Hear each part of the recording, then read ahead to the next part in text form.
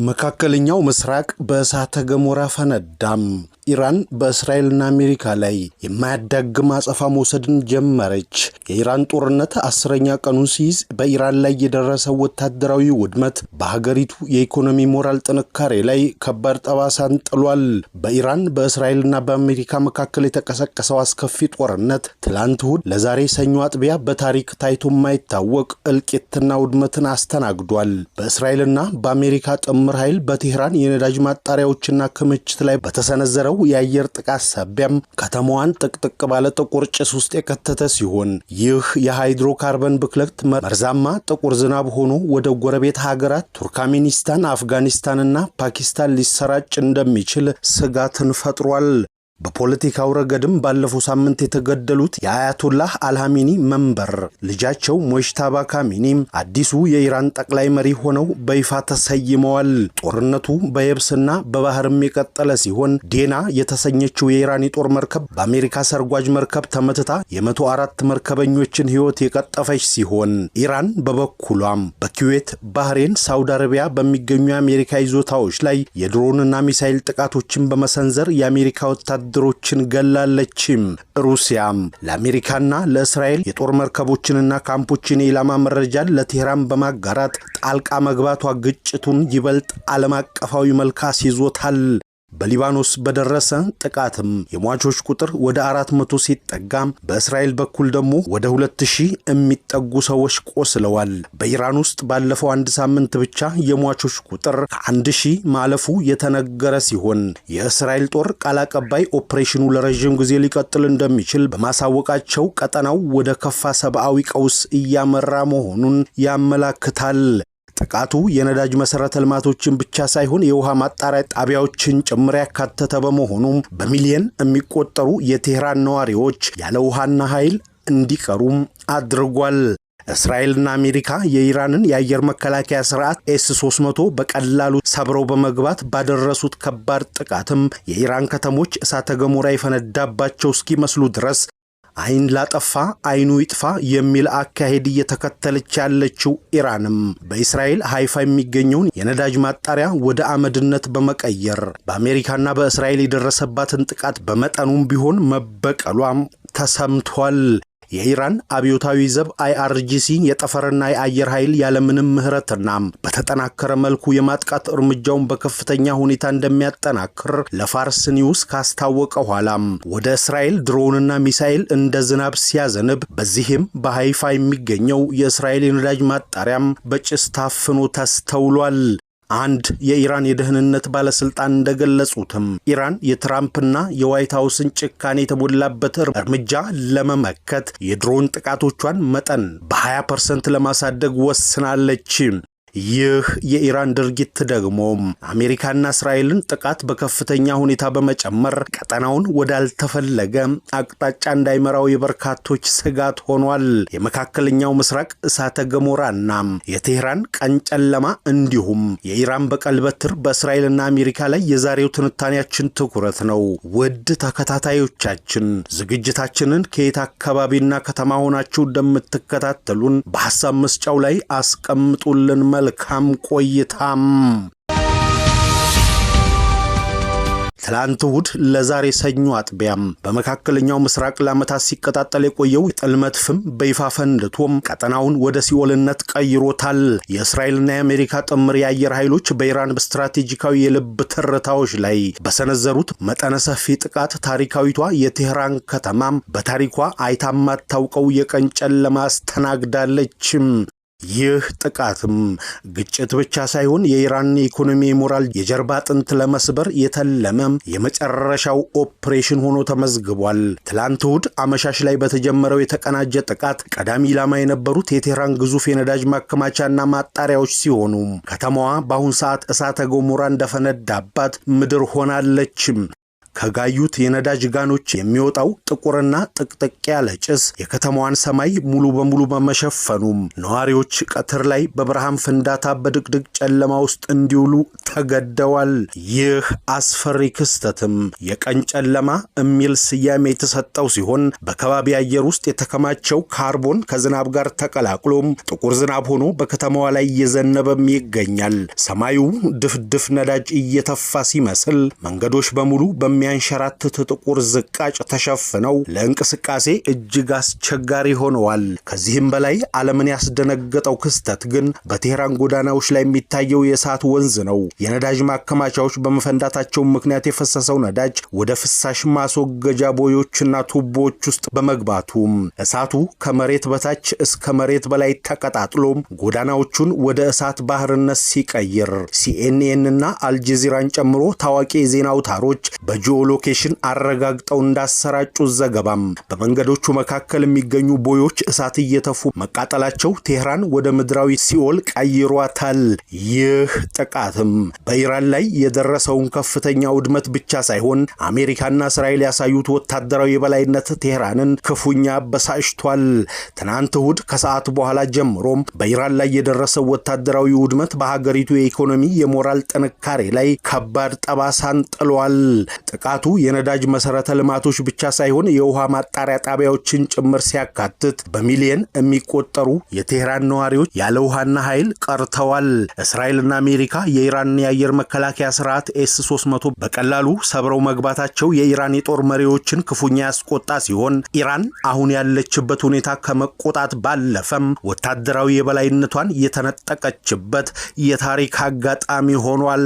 በአዛዲ ስታዲየም አቅራቢያ የሚገኙ ወታደራዊ ተቋማት ላይ የፍንዳታ ድምጽ ሲሰማ ይህ ጥቃት የተቀናጀና የሀገሪቱን የልብ ትርታ ለመምታት የታለመ መሆኑ ተረጋግጧል።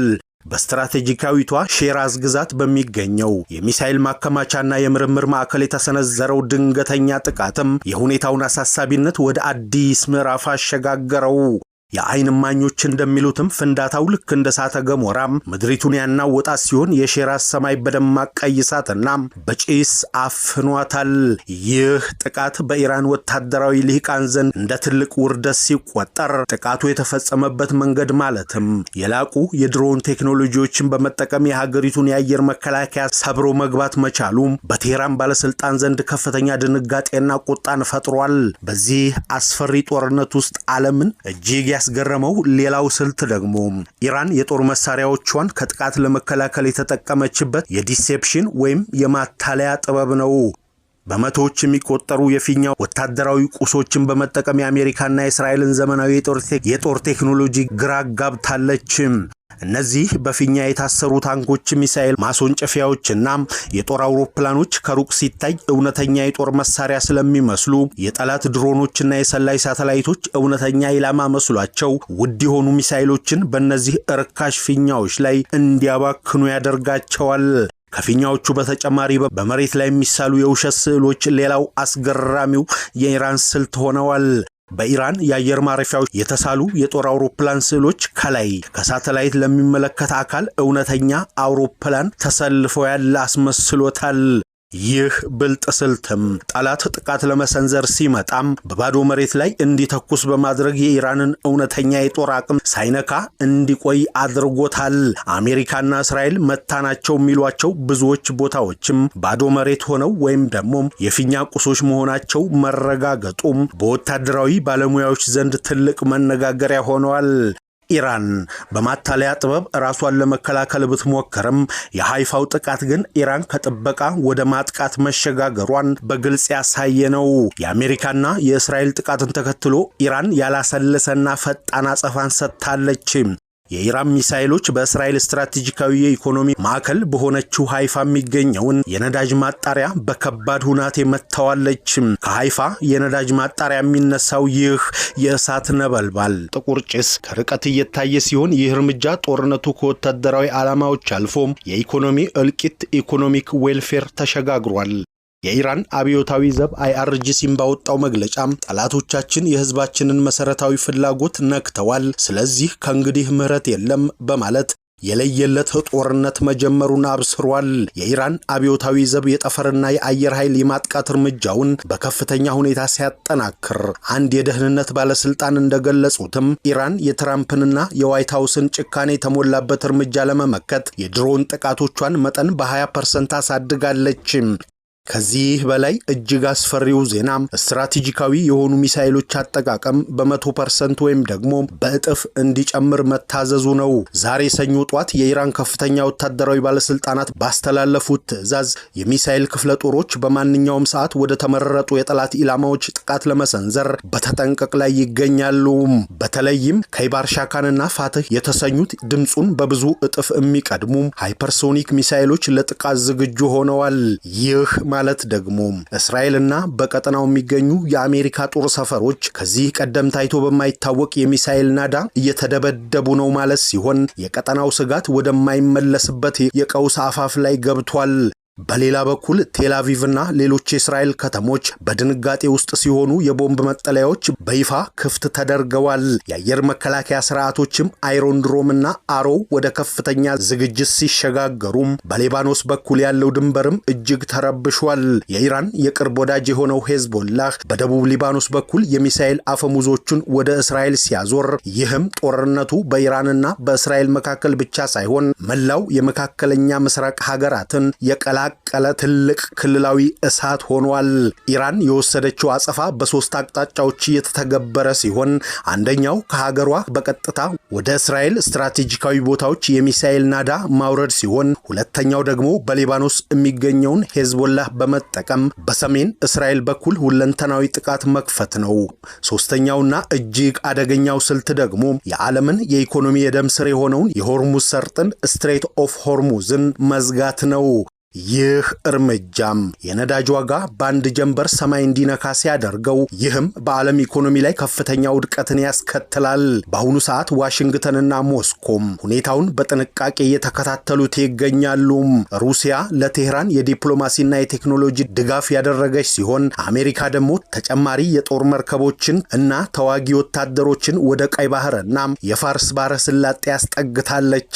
የቴህራን ሰማይ በጭስ በመሸፈን የጦርነቱን መጀመሪያ መቃረቢያውን ያመላክታል። ትላንት እሁድ አመሻሽ ላይና ዛሬ ሰኞ ጧት ላይ የተሰሙት መረጃዎች እንደሚያመላክቱትም የመካከለኛው ምስራቅ እሳተ ገሞራ በይፋ ፈንድቷል። በአንድ በኩል ዘመናዊ ቴክኖሎጂ የታጠቀው ምዕራባውያን ኃይል፣ በሌላ በኩል ደግሞ ወታደራዊ ብልሃትና የሚሳኤል አቅም ያላት ኢራን ፊት ለፊት ተፋጠጡ። ይህ ጦርነትም ከጉልበት ይልቅ ብልሃት፣ ከጥቃት ይልቅ ደግሞ የጽናት ፈተናም ሆኗል። ዓለም ዛሬ ምሽት እንቅልፍ አጥታም የምትጠባበቀው ቀጣዩ ሚሳኤል የት ላይ ያርፍ ይሆን በሚል ስጋት ነው። የዛሬው ውድመት ቀጠናውን ወደ አመድነት የሚቀይር የሃያላን ግብ ሆኖም ተመዝግቧል።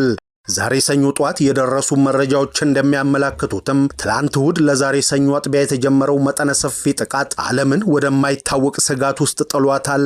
ይህ ግጭትም በሁለት ኃያላን ወታደራዊ ጎራዎች መካከል የሚደረግ ፍልሚያ ብቻ ሳይሆን የ21ኛው ክፍለ ዘመን የኃይል ሚዛን የሚለካበት ታሪክ አጋጣሚ ሆኗል።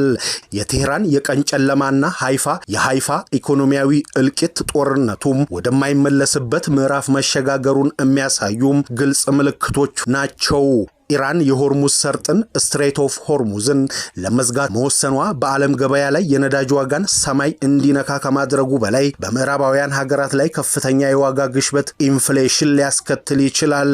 ይህ ደግሞ ጦርነቱ በቦምብና በሚሳኤል ብቻ ሳይሆን በኢኮኖሚም ጭምር የሚካሄድ መሆኑን አረጋጋጭ ነው። የሄዝቦላህ ወደ ጦርነቱ በይፋ መግባትና በየመን የሚገኙ የሁቲ አማጽያን በቀይ ባህር ላይ የሚሰነዝሩት ጥቃት ተዳምሮም አሜሪካና እስራኤል ትኩረታቸውን በበርካታ ግንባሮች ላይ እንዲበትኑ ያስገድዳቸዋል። ይህ ደግሞ ኢራን ራሷን ለመከላከል የምታገኝበትን ስልታዊ ድል በመፍጠር የሩሲያና የቻይና በዝምታ ሁኔታውን መከታተል ወይም ደግሞ ለቴህራን የሚያሳዩት ድጋፍ እንዲሁም የአሜሪካ ተጨማሪ የጦር መርከቦች ወደ ቀጠናው መምጣት ግጭቱ ወደ ሶስተኛው ዓለም ጦርነት ሊያመራ ይችላል የሚለውን ስጋት እያገነነው ይገኛል። በአሁኑ ሰዓት ዓለም አቀፉ ማህበረሰብ የሚጠብቀው የተመድ የጸጥታው ምክር ቤት አስቸኳይ ስብሰባ የሚሰጠውን ውሳኔ ቢሆንም በመሬት ላይ ያለው እውነታ ግን ከቃላት በላይ የሚሳኤል ድምጽ የበላይነት የታየበት ሆኗል። የቴህራን ሰማይ በጭስ መሸፈን፣ የሃይፋ መንደድ የጦርነቱን መጀመሪያ እንጂ ቃረቢያውን አያመላክትም። ቸር ያሰማን።